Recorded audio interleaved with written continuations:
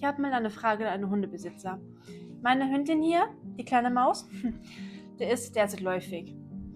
Jetzt ist meine Frage, was macht ihr, wenn die so weinerlich sind? Also derzeit, sie will gar nicht mehr allein gelassen werden. Also ich wollte gerade zur Tür raus, einfach nur einkaufen gehen. Das sind maximal 30 Minuten, dass ich weg bin.